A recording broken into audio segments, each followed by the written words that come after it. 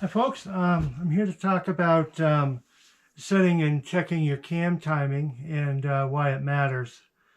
Every camshaft is designed to be run on a specific intake centerline angle, and you can change that, but it's good to know what it is. And this here's the cam card to the cam that's in my Oldsmobile. These boxes were to the cam I put in the Chrysler, but I can't find the cam card. This is an old timing set from a different engine that I broke. So now I'm going to explain why it matters. Okay. In the old days, stuff you find on YouTube is kind of sketchy, but back in the day of paper print magazines, they used to have articles about, setting your cam timing. They would degree it in. They would dyno test it, at straight up, -2, +2, etc.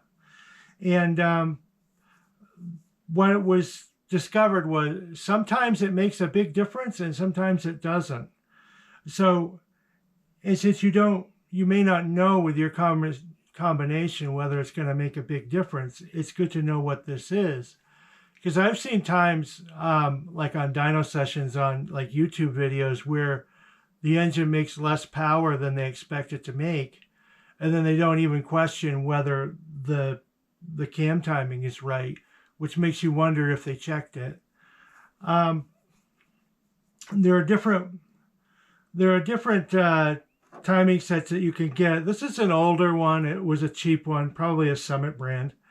It had straight up, had A for advanced, and it had R for retard. It was 4 degrees plus or 4 degrees minus. And those are the choices that you had. And this one only goes in one position on this particular set. There's a bunch of different timing sets that are adjustable in different ways. Some using the crank sprocket, others using the cam sprocket. It probably doesn't matter which one you use as long as you set it correctly.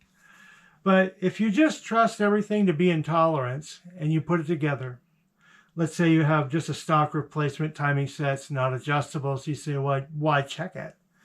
And what can happen is things can be out of tolerance. I mean, you have the crankshaft with the key ground into it. That might be off a degree. The keyways ground into this could be in the wrong place by 2 degrees, 1 degree, 3 degrees, whatever. This could also be, the bolt pattern could be off by a little bit. This pin here is the one that locates it. That might not be in the right place exactly. And finally, the camshaft itself. It may not be ground on the intake center line that it says on the cam card. You don't know unless you check. And what can happen is sometimes if this one was +2 and the cam was -2, it would cancel out. And I think sometimes that happens. But you can also have tolerance stacking, and I'll explain that in a minute. This cam card here is the one to my Chevy, and it called for a 107, I believe, intake centerline angle. There it is. 107 intake lobe center is what it calls for. I checked mine when I put it together. My result was 107.5, so I figured it was measuring error on my part. So I said, okay, I'm good. But it could have been 112 or it could have been 102 for all I know. And that's why it's worth checking.